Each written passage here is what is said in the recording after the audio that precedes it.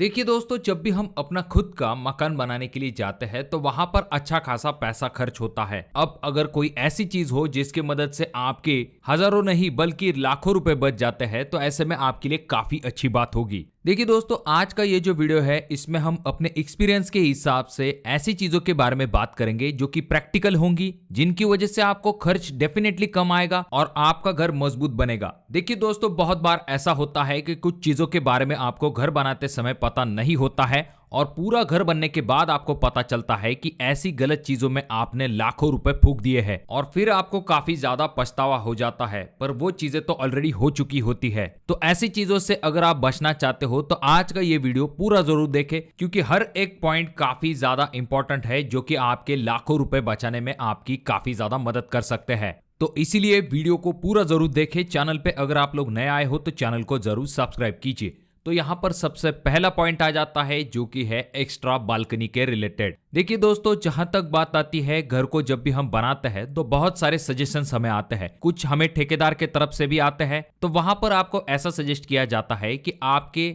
घर के लिए आपको बालकनी निकालना काफी ज्यादा जरूरी है, जो कि आपके घर को काफी अच्छा बना देगा। और हम भी ऐसी बातों में आ जाता है जिससे कि बहुत सारी बालकनियां लोग अपने घरों के आगे निकाल लेते हैं। अब जैसा कि आप इस अगले वीडियो में देख सकते हो, यहाँ पर काफी ज्यादा बालकनी निकाली गई है। अब इसमें नुकसान क्या हो सकता है? देखिए दोस्तों, इस तरह की जो छोटी बालकनी है वो प्रैक्टिकली ज्यादा यूज में नहीं आती है। इनका साइज कितना होता है? 3 फीट बाय 10 फीट। अब ये 3 फीट जो जगह होती है इसमें ज्यादा से ज्यादा आपकी चेयर आती है और ज्यादातर जगह पर ऐसा देखा जाता है कि यहाँ पर आपका पुराना सामान आता है, जो चीजें कोई काम की नहीं है ऐसी चीजों को वहां पर रखा जाता है। पर इसका नुकसान क्या होता है? तो देखिए दोस्तों, पहली चीज तो स्पेस ज्यादा यूज में नहीं आता है क्योंकि काफी छोटी बालकनी होती है और इतनी ज्यादा बालकनियों का यूज भी नहीं होता है। पर इसका ठेकेदार को फायदा ये होता है कि उसका बिल जो है वो बढ़ जाता है, क्योंकि वो स्लैब के हिसाब से मेजरमेंट लेता है। तो उसका बिल तो यहाँ पर बढ़ गया, पर नुकसान आपका हो गया, क्योंकि इस तरह की जो बालकनी है, अब यहाँ पर ये जो 4 बालकनी है, लगभग इसने 1 रूम तक का जो बिल है उसे बढ़ा दिया है। तो ऐसी चीजों में आपके पैसे जो है वो वेस्ट चले जाते हैं। मैं ये नहीं कहता कि आपको बालकनी नहीं निकालनी चाहिए, आपको बालकनी जरूर निकालनी चाहिए। 1 या फिर 2 बालकनी सफिशिएंट होती है,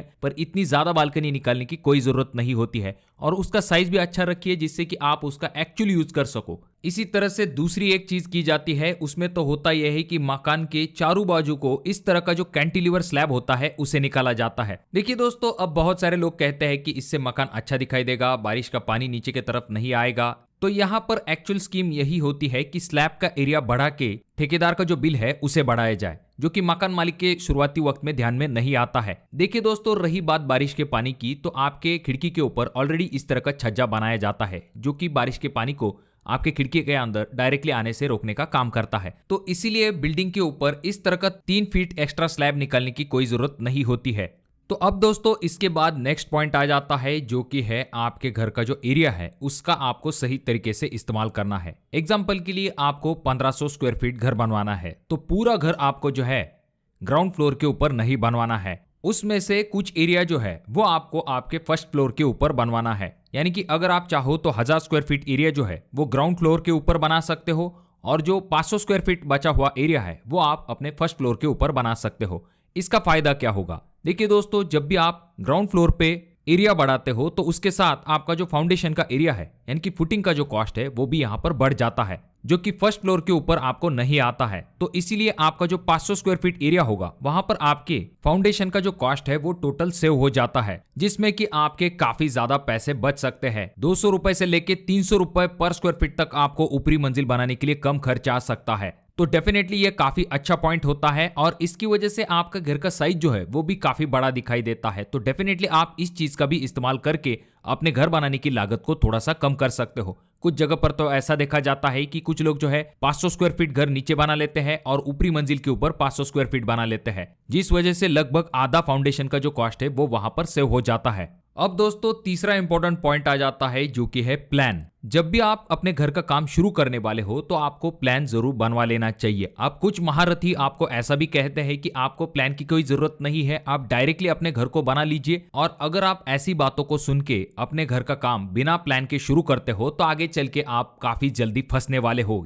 सबसे पहली चीज, आपके घर का काम जो है वो प्रॉपर तरीके से कंप्लीट नहीं हो पाता है। सही मेजरमेंट न होने के कारण रूम के साइज काफी अलग अलग हो जाते हैं, जो कि इस्तेमाल के हिसाब से काफी अनकंफर्टेबल हो जाते हैं। प्रॉपर प्लानिंग ओपनिंग नहीं होता है तो ऊपरी मंजिल कैसी होगी, आगे चल के कितना स्पेस होगा, ऐसी चीजों का कोई भी मैनेजमेंट नहीं रहेगा। पर इससे आपका खर्चा काफी ज्यादा बढ़ जाएगा। जैसे कि कुछ ऐसी स्पेस होती है घर के अंदर जिनका इस्तेमाल सिर्फ पैसेज के लिए किया जाता है, तो वहां पर अगर एक्स्ट्रा स्पेस चली जाती है तो उसमें आपका ज्यादा फायदा नहीं होता है, पर इससे आपके घर का एरिया बढ़ जाएगा और जब एरिया बढ़ जाता है तो आपका घर बनाने की लागत बढ़ जाती है। उसके बाद में दूसरी दिक्कत ये आ जाती है कि आपका काम जो है वो टाइम पे कंप्लीट नहीं हो पाता है। और अगली और सबसे इंपॉर्टेंट दिक्कत ये आ जाती है कि बजट। देखिए दोस्तों, आपका जो प्लान होता है उसके ऊपर ही आपके घर का पूरा बजट डिपेंड होता है। इससे बहुत सारी इंपॉर्टेंट चीजों के बारे में आपको पता चलता है। तो इसीलिए आपको गलती बिल्कुल भी नहीं करनी है। एक अच्छे इंजीनियर के पास से या फिर आर्किटेक्ट के पास से सही तरीके का प्लान कर लेना चाहिए। इसके बहुत सारे फायदे होते हैं, जैसे कि आपके जो इंजीनियर होते हैं वो इस तरह से प्लान बनाते हैं कि आपकी जगह का सही और सटीक तरीके से इस्तेमाल होता है।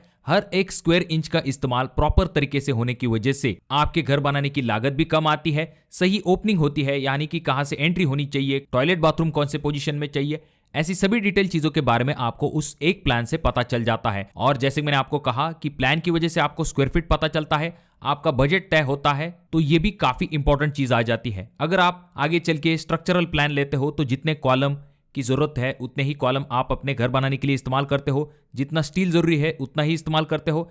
जब ऐसी चीजें नहीं होती है, जब आप अंदाजे से काम करते हो तो जितना जरूरी है उससे भी ज्यादा स्टील आप इस्तेमाल कर लेते हो। तो ऐसी चीजों की वजह से आपकी घर बनाने की लागत बढ़ जाती है। तो इसीलिए कुछ हजार रुपए बचाने के चक्कर में लाखों का नुकसान मत कीजिए। अच्छे इंजीनियर से अपने घर का प्लान जरूर बनवा लीजिए। अगला पॉइंट आ जाता है जो कि है दीवारों के थिकनेस के रिलेटेड, यानी कि आपके घर की दीवारों की मोटाई कितनी होनी चाहिए। देखिए दोस्तों, आजकल बहुत सारी जगह पर आरसीसी फ्रेम स्ट्रक्चर घर बनाए जाते हैं। आसान भाषा में जिन घरों को बनाने के लिए इस तरह के जो कॉलम और बीम होते हैं उनका इस्तेमाल किया जाता है, तो वहां पर आपके पूरे घर का लोड जो होता है वो बीम से होता हुआ, कॉलम से होता हुआ आपके फुटिंग के तरफ चला जाता है। तो ऐसे में दोस्तों दीवारें जो होती है वो पार्टीशन का काम करती है, तो वहां पर अंदरूनी दीवारों की ज्यादा मोटाई लेने का इतना ज्यादा फायदा नहीं होगा। अगर आप अपने अंदरूनी दीवारों की मोटाई 9 इंच के बजाय 4 इंच कर लेते हो तो यहाँ पर आपके 2-3 फायदे होंगे। सबसे पहला फायदा तो यह आ जाता है कि आपके रूम के अंदर का जो स्पेस है वो आपको इस्तेमाल में ज्यादा मिलता है। उसके बाद में इन दीवारों को बनाने के लिए आपको खर्च कम आता है। कम समय के अंदर ये दीवारें जो है वो बनके कंप्लीट हो जाती है। और रही बात बाहरी दीवारों की, तो वहां पर आपको 4 इंच दीवार के तरफ नहीं जाना है, इतने भी पैसे बचाने नहीं है। मजबूती भी जरूरी है क्योंकि बाहरी दीवारें जो होती है वो मौसम की मार को झेलती है, तो वहां पर कंटिन्यूअसली बरसात, धूप, ऐसी चीजों का आपकी दीवार के ऊपर असर पड़ता है। तो वहां पर आप 9 इंच दीवार के तरफ जा सकते हो, जिससे कि अच्छी मजबूती भी मिलेगी और मौसम की मार को भी ये दीवारें अच्छे तरीके से सह पाएंगी। तो इसीलिए बाहर की दीवारें 9 इंची और अंदरूनी दीवारें जो है वो 4 इंची। और ये सिर्फ और सिर्फ आपका घर जो है वो आरसीसी फ्रेम स्ट्रक्चर होगा, तब जाकर ही आपको इस चीज को करना है। और अगर आप अपने घर को बनाने के लिए कॉलम और बीम का इस्तेमाल नहीं कर रहे हो, यानी कि आप लोड बेरिंग स्ट्रक्चर घर बना रहे हो जहां पर पूरा वजन जो होता है वो आपके दीवार के ऊपर होता है, तो वहां पर आपको अंदरूनी और बाहरी दोनों टाइप की जो दीवार है वो 9 इंची ही बनानी है। नेक्स्ट पॉइंट आ जाता है जो कि है सीमेंट के इस्तेमाल के रिलेटेड। देखिए दोस्तों, जब भी आप घर बनाते हो तो 2 टाइप का सीमेंट इस्तेमाल किया जाता है। पहला जो कि है ओपीसी और दूसरा जो कि है पीपीसी। ये दोनों टाइप के जो सीमेंट है वो ज्यादातर घर बनाने के लिए इस्तेमाल किए जाते हैं, यानी कि सेम कंपनी में आपको ये दोनों टाइप के सीमेंट मिल जाता है। अब ओपीसी सीमेंट जो होता है, यानी कि जिसे ऑर्डिनरी पोर्टलैंड सीमेंट कहा जाता है, उसकी जो इनिशियल स्ट्रेंथ होती है वो ज्यादा होती है, और जो पीपीसी सीमेंट होता है उसकी आगे चल के स्ट्रेंथ बढ़ जाती है। पर इन दोनों सीमेंट में एक डिफरेंस होता है जो कि है कॉस्ट का। जो ओपीसी सीमेंट होता है उसका कॉस्ट जो होता है वो पर बैग के हिसाब से 5 से लेके 7 रुपए ज्यादा होता है पीपीसी सीमेंट के कंपैरिजन में। तो अगर आप चाहो तो पीपीसी सीमेंट के तरफ भी जा सकते हो, जिससे कि हर बैग के पीछे आपके 5 से लेके 7 रुपए बच सकते हैं। इस सीमेंट का इस्तेमाल आप अपने घर के ब्रिक वर्क के लिए, प्लास्टरिंग वर्क के लिए आराम के साथ कर सकते हो, यहां तक कि कंक्रीट के लिए भी इसका इस्तेमाल किया जाता है। उसके बाद और भी कुछ ऐसी चीजें हैं जिनकी मदद से आप थोड़ा सा कम दाम के अंदर सीमेंट को ले सकते हो। इसमें आप एडवांस बुकिंग कर सकते हो। जब सीमेंट के प्राइस काफी कम होते हैं, ऐसे में आप बुकिंग करके सीमेंट का जो प्राइस है उसे लॉक कर देते हो, जहां पर आप दुकानदार को पूरा पेमेंट करते हो, पर अपने जरूरत के हिसाब से थोड़ा थोड़ा करके सीमेंट दुकानदार के पास से ले जाते हो। और बल्क में सीमेंट परचेस करने की वजह से आपको अच्छा खासा डिस्काउंट भी मिल सकता है, पर यहाँ पर दुकानदार आपका भरोसे वाला होना चाहिए। अब दोस्तों नेक्स्ट पॉइंट आ जाता है जो कि है स्टील के रिलेटेड। देखिए दोस्तों, घर बनाते समय सबसे ज्यादा अगर किसी चीज के ऊपर खर्च होता है तो उनमें से एक आ जाता है जो कि है स्टील। तो ये जो स्टील होता है बेसिकली इसमें 2 टाइप होते हैं। पहला टाइप होता है प्राइमरी स्टील, जिसमें कि आपके वेल नोन ब्रांड आते हैं जैसे कि टाटा, जिंदल, सेल। इस तरह के जो ब्रांड होते हैं वो प्राइमरी कैटेगरी का स्टील बनाते हैं, जिसका प्राइस जो होता है वो रेगुलर स्टील के कंपैरिजन में थोड़ा सा ज्यादा होता है। वहीं पर अगर आप सेकेंडरी स्टील की तरफ जाते हो जिसमें कि आपके लोकल ब्रांड आते हैं, तो उनका भी स्टील आप इस्तेमाल कर सकते हो, क्योंकि वहां पर प्राइस जो होता है वो थोड़ा सा कम होता है। पर जब भी आप सेकेंडरी स्टील लेने वाले हो तो आपको क्वालिटी चेक जरूर चेक कर लेनी चाहिए, जैसे कि आपका जो सरिया होता है उस पे इस तरह का ISI मार्क होना काफी ज्यादा जरूरी होता है। उसके ऊपर इस तरह के जो रिब्स होते हैं वो भी काफी ज्यादा जरूरी होते हैं। स्टील के ऊपर और भी ज्यादा डिटेल्स आपको मिल जाती है, जैसे कि TMT टेक्नोलॉजी से आपका सरिया बना हुआ है या फिर TMX टेक्नोलॉजी से बना हुआ है। ऐसी डिटेल चीजों को चेक करने के बाद ही आपको उस सरिये को परचेस करना है, और ज्यादा जंग लगा हुआ सरिया आपको बिल्कुल भी नहीं लेना है। भले ही आपको दुकानदार कुछ भी कहे, पर आपको अच्छे क्वालिटी का इस तरह का जो सरिया है उसे ही लेना है। अब यहाँ पर नेक्स्ट पॉइंट आ जाता है जो कि है स्लैब के हाइट के रिलेटेड। बहुत बार ऐसा देखा जाता है कि जो घर बनाए जाते हैं वहां पर लोग ये चाहते हैं कि उनकी जो छत है उसकी हाइट ज्यादा से ज्यादा ली जाए, जिसकी वजह से घर काफी बड़ा दिखाई देता है। देखिए दोस्तों, पर यह पॉइंट रिलेटेड होता है कॉस्ट के रिलेटेड भी। जब भी आपके घर की हाइट बढ़ाई जाती है तो आपका ब्रिक वर्क बढ़ता है तो उसका कॉस्ट बढ़ जाता है, उसके ऊपर आपका प्लास्टर आएगा, कॉन्क्रीटिंग वर्क जो होता है उसका भी कॉस्ट यहाँ पर बढ़ जाता है।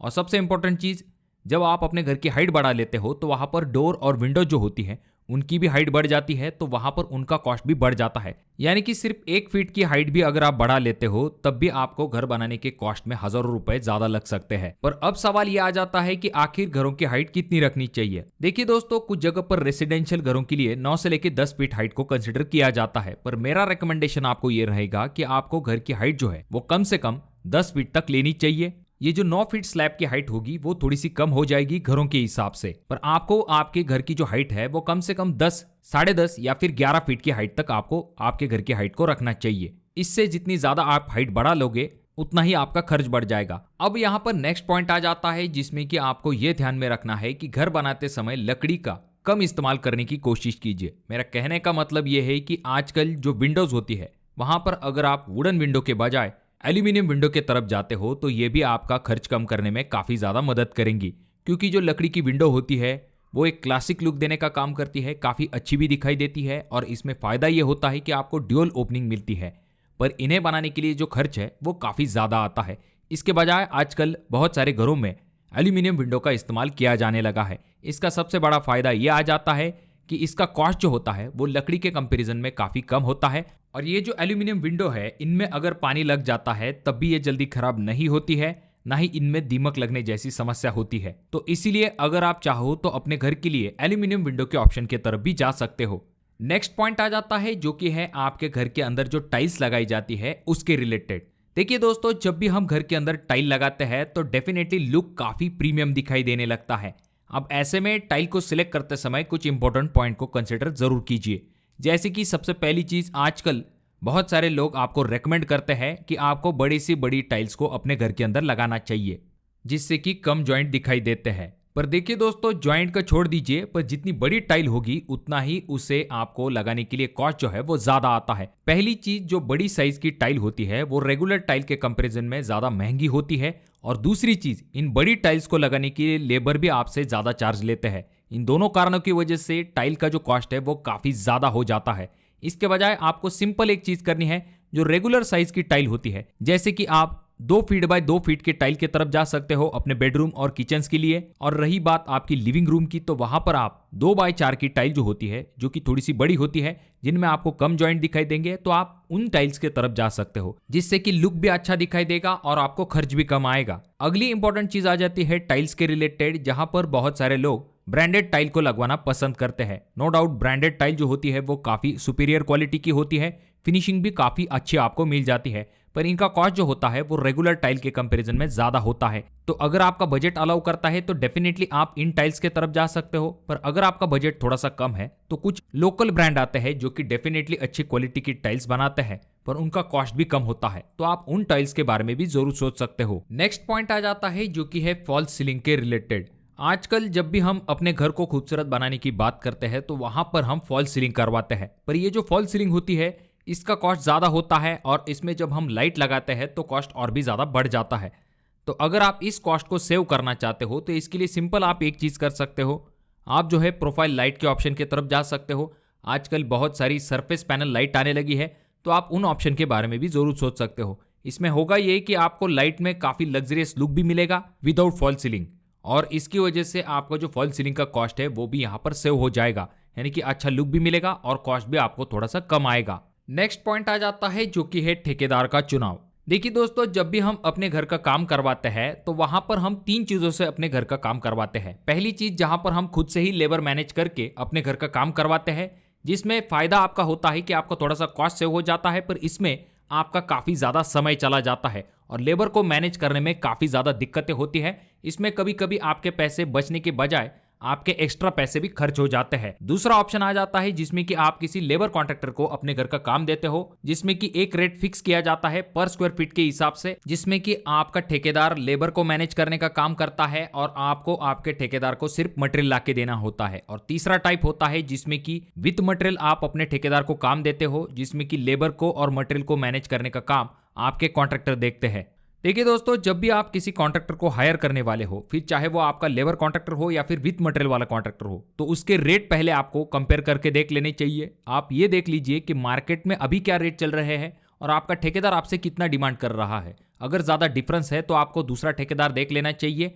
अगर मार्केट रेट के हिसाब से आपका ठेकेदार आपको काम देता है, तब जाकर ही आपको उसे फाइनल करना है। और जब भी आप ठेकेदार को फाइनल करने वाले हो तो रेट से पहले आपको उसकी क्वालिटी जरूर चेक कर लेनी चाहिए। उसके ऑनगोइंग जो प्रोजेक्ट होंगे वहां पर आपको एक बार विजिट कर लेनी चाहिए, एक बार उसके काम की क्वालिटी देख लीजिए, मकान मालिक के साथ बात कर लीजिए। आपको बहुत सारी चीज़ों की आइडिया मिल जाएगी। जब आप पूरी तरह से कंफर्म हो जाओगे तब जाकर ही आपको ठेकेदार को फाइनल करना है। बहुत बार ऐसा होता है कि ठेकेदार हमारा दोस्त है, हमारा जो मेहमान है उसका कोई तो भी पहचान वाला है, इन चीज़ों के ऊपर लोग उसे फाइनल कर लेते हैं और जब वो काम खराब कर देता है तो आपका काफ़ी ज़्यादा नुकसान हो जाता है। तो इसीलिए काम की क्वालिटी खुद से चेक कर लीजिए, तब जाकर ही आप किसी कॉन्ट्रैक्टर को फाइनल कीजिए। और जब भी आप ठेकेदार को फाइनल कर लेते हो, उसके बाद आपको उसके साथ एक एग्रीमेंट जरूर बनवा लेना चाहिए, जिसमें कि वो आपको कौन कौन से काम करके देने वाला है इसके बारे में जरूर लिखा हुआ होना चाहिए। उसके बाद में काम कितने दिन के अंदर वो कंप्लीट करके देगा ये भी वहां पर मेंशन होना चाहिए। और सबसे इंपॉर्टेंट चीज, पेमेंट के जो स्टेप्स होते हैं वो भी वहां पर मेंशन होने चाहिए। अब ऐसा नहीं कि उसने बताई है उसी स्टेप पे आपको पेमेंट देना है, आपको अपने हिसाब से भी एक बार चेक कर लेना चाहिए। कहीं ऐसा ना हो जाए कि काम कम हो जाए और ज्यादा पेमेंट वो उठा ले, तो ऐसे में आपको ज्यादा दिक्कत हो सकती है। तो इस चीज के तरफ भी जरूर ध्यान दीजिए। तो दोस्तों, इन चीजों में अगर आप थोड़ा थोड़ा पैसा भी सेव कर लेते हो तो आखिर में जाके एक बड़ी अमाउंट जरूर बन जाएगी, जो कि आप अपने घर बनाते समय बचा लोगे। तो मैं आशा करता हूँ कि वीडियो आपको अच्छी लगी होगी। अगर आपके कोई सवाल है तो कमेंट बॉक्स में कमेंट जरूर कीजिए। वीडियो अगर आपको अच्छा लगा हो तो जरूर इसे लाइक कर दीजिए। बहुत ज्यादा ही अच्छा लगा हो तो अपने दोस्तों के साथ जरूर शेयर कीजिए। और ये जो तीनों वीडियो है, इनमें से कोई एक वीडियो आपके जरूर काम में आ सकती है।